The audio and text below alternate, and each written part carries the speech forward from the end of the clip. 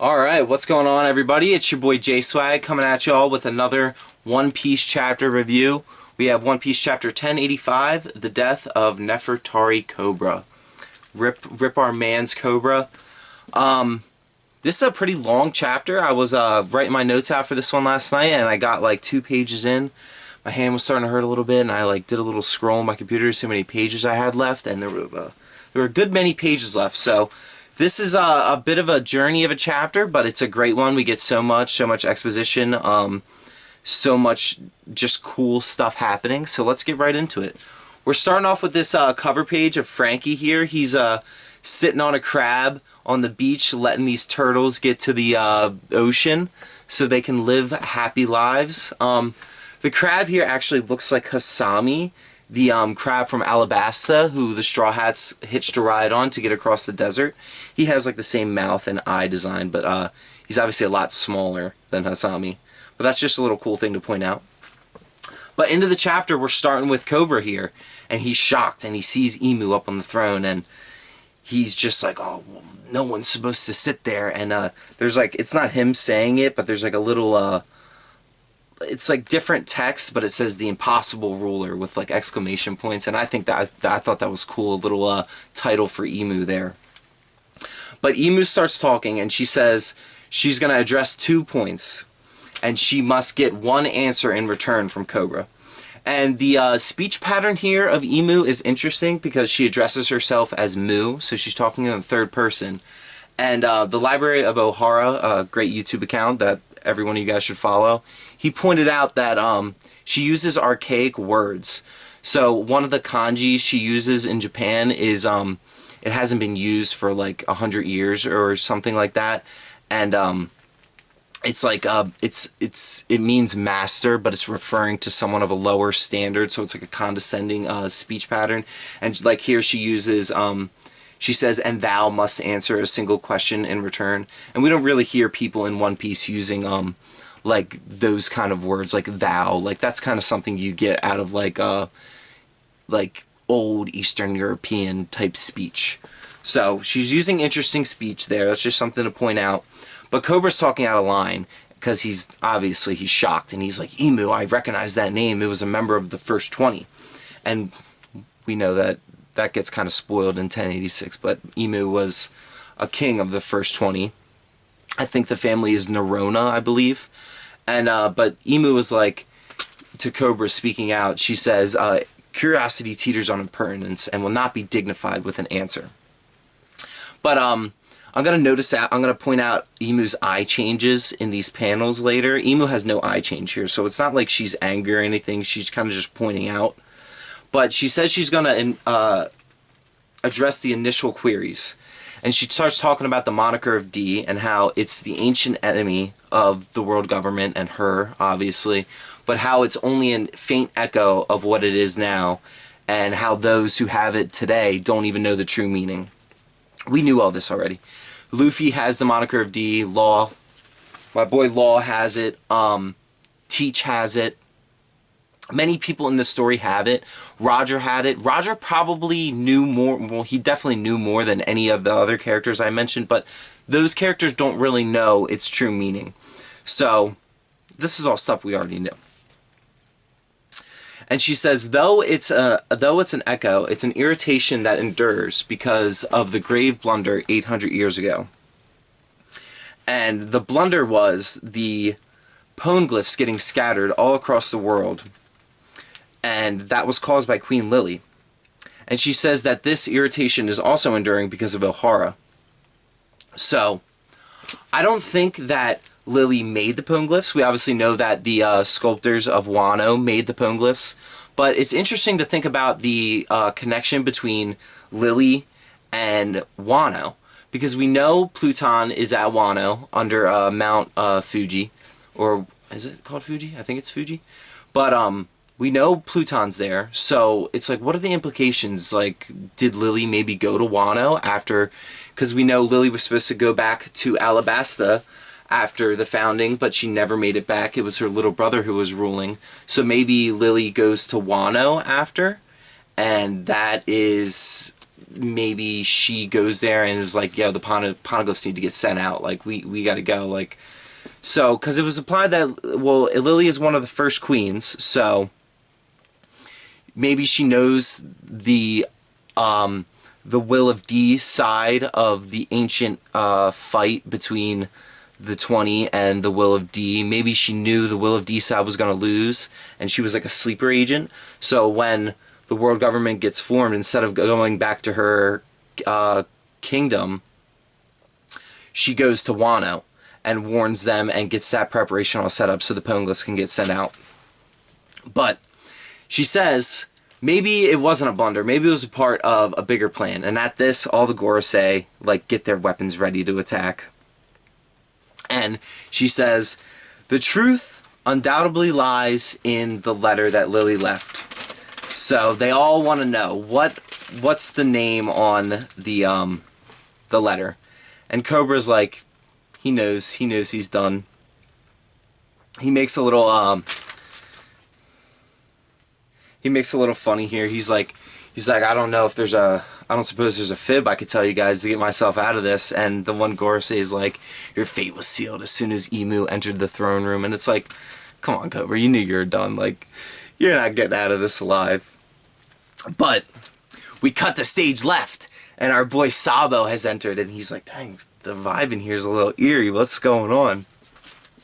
But we get Cobra answering the question, and he says, Queen Nefertari D. Lili. And we get the little emu panel of her eye, how it's always been. And then we get her with an eye panel of a little text box that says D. And her eye is narrowed. And this is the first time we've ever seen Emu's eye change at all. So that's just interesting to point out. And then we're getting like a shadow arrow coming down to stab Cobra. And this shadow arrow is really cool. We've gotten a bunch of theories over the past couple weeks about what this could be. If it's maybe just Oda silhouetting out the power of Emu because he doesn't want to show us yet. I saw a great theory about how Emu could be like a cartoony old like devil kind of devil fruit, where it's like the big like smiling mouth and like it's like kind of like a stick figure body, but like a little more filled out with like the devil horns and the devil tail and like the scepter, or like not the scepter, the trident looking thing, but with the devil spikes on it. I really like that theory. But back to the chapter, we get Sabo leaping in after Cobra gets stabbed, and we have who we get confirmed to be, what is his name? Saint Jupiter, warrior god Saint Jupiter, because we got all the Gorosei's names confirmed. So this guy Saint Jupiter is noticing Sabo, and he's the only one noticing, and he has like a little like spark star thing above his head to like show he's noticing. So I'm thinking like this might be a little hint that this guy has some good observation hockey. That's what I'm thinking. But Sabo is going for the speed run here. He's fire fisting the Gorosei. He's doing a smothered mate, which is kind of like a fire fist, but it's a projectile instead of like a melee attack. So he's doing that at Eam up at the throne, and Eam is just pissed, and she's like, where did this one come from? And we get this sick like transformation of Eam, but it's kind of like only like a side, and you only see a little part of her, and she has like a giant mouth that's like very spiky, and it looks almost like a dragon's mouth, but like not really. You guys have to look at the panel. It looks really cool. But Emu's not having it. Has the devil mouth, and then we have one of the craziest panels we've gotten in a long time. We have the Gorosei all silhouetted out with Sabo standing in front of them and Eam coming down the big like staircases and down from the throne, and they're all silhouetted, and it looks like they're all devil fruit transformed, and it's just sick. One looks like a bird. I looked into like symbolism of all the planets because we got the planet names for the Gorosei, so I looked into symbolism for the planets, and none of the animals that match up with the planets really match up with these silhouettes too well. So I'm not sure exactly what these devil fruits could be. One, people were saying the guy on the far left looks like a bullfrog. I like that idea because he has horns, so it's like bullfrog, kind of like more of a play on the actual name than what the actual creature is. That's cool. One definitely looks like a bird, and two of them have the kind of cloud-esque fur floating around them that Lucci has, and the clouds obviously that Luffy has in his Gear 5 form.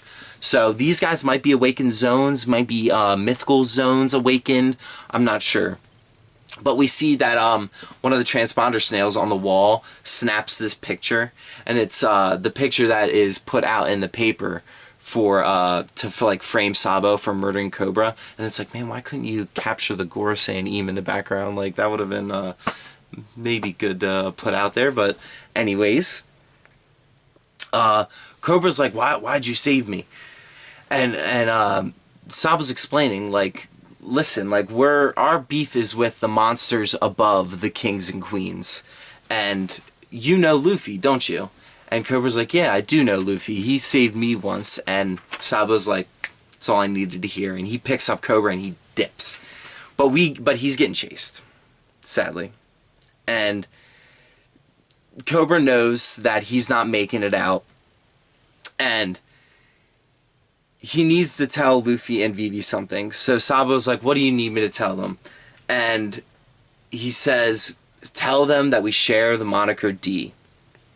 And this puts Sabo into his own head, and he gets sent into a little flashback. And we get this little flashback of Sabo, Ace, and Luffy sitting around the fire at, oh gosh, what is that island? I'm not going to try and remember the island, but the island they all grew up on. And Sabo's asking, why do you guys both have a D in your name?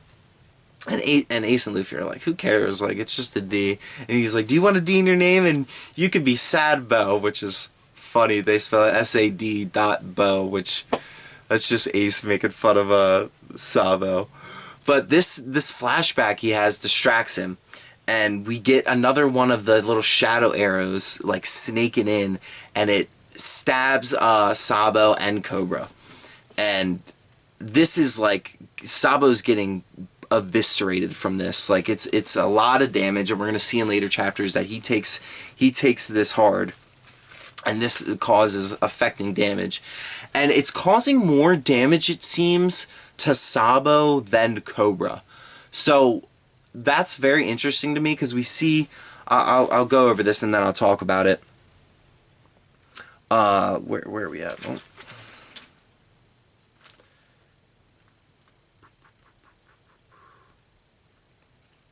We're seeing Cobra stand up, and he's having his final stand, his last words. And a lot of this is blocked out, which kind of sucks. But I'm pretty sure this is implied to be Queen Lili's letter that she wrote, because at the end there's a little dash, and it says Nefertari D. Lili, but it says the poneglyphs, and it looks like it says must be protected, but I don't think that's what it says, because there's too many letters for it to be that. But that part is like bubbled off with a roar of what seems to be Emu's like devil transformation or whatever. But next to it we see the rest of his text bubble, and it says, fly the flag that heralds the world's eventual dawn. And then he says, Sabo, I'm counting on you. But back to what I said before. That's just like, I feel like that should carry more weight than it does. That little, the Cobra's last words, but it's like, that's pretty much what we've been hearing all series, I mean. But back to what I was talking about before, the arrow doing more damage to Sabo than Cobra. I'm pretty sure that's because Sabo has a devil fruit and Cobra does not. And I want to make a whole video on this, because there's panels and pages earlier in the series talking about how the sea, why the sea doesn't like devil fruit users and things like that. And I think that Oda is getting at Eam either being an incarnate or like a conduit of the sea, and maybe she has like a sea god spirit fruit, or maybe she is the spirit of the sea or something like to that effect, because Cobra's able to stand and like face off against this giant emu monster, and Sabo is down for the count, man. Like, it's not looking good. But we get a quick cutaway to like outside Pangea Castle, and it's like, Cobra, you must live on. And then we cut right back, and Sabo's gone, and Cobra's dead. So, a little like 5-second time gap there that we don't know what happened, but the Gorosei are approaching Cobra, but we're getting like a little background, like focus on the background, and there's a hole in the wall, and we see an eye poking through the hole, and it's Wapol, and he's freaking out. He just witnessed that whole event, and he's like, oh my god, I witnessed something that no one should ever have witnessed in their entire life, and he's freaking out. And then, so he knows he's in a bad way. And then we cut to the rest of the kings and queens, I guess, for their final meeting here, and they're all waiting for Cobra. They're going to be waiting for a while. And then we see Shirahoshi leaving. They're going to the Red Port. And then we cut back to Vivi. And she's tied up by all of CP0.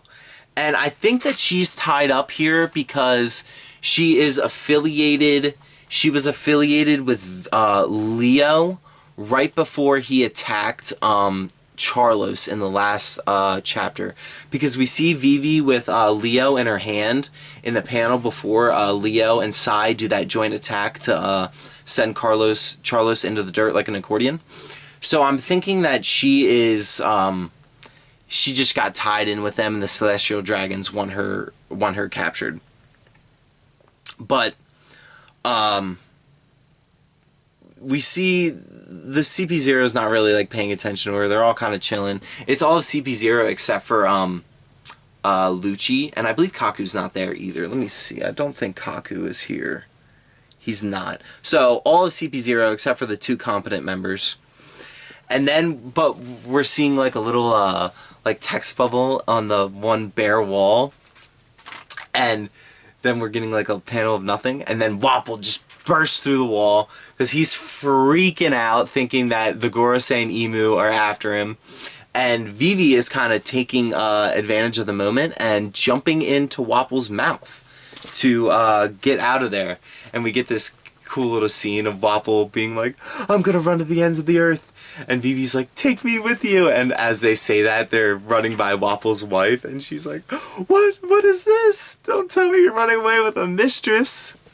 So that was funny. But yeah, man, Cobra's dead, Sabo mortally injured, and Reverie, with the next couple chapters coming to a close, we finally get clarification on how Cobra met his end, and we're pretty much getting the start of the explanation on how Vivi disappeared. So, a lot of clarification on what we've been wondering for many years. Didn't turn out how I'm guessing a lot of us expected it to. We got a lot more out of the Reverie. I'm sure when Reverie happened, when it first hit the manga, however many years ago it was, people were expecting so much out of it, so much reveal. We got that Shanks scene with him showing up, but we had so many more unanswered questions when we found out about Sabo killing Cobra and Vivi missing, and it's just great to finally have all this stuff clarified for us. I mean, this chapter was great, and the chapters before it and the ones coming up are awesome too. So this has been great to read, and I'm excited to cover the next chapters. Hope you guys enjoyed this one. Give it a like if you did, and I'll see you guys in the next one.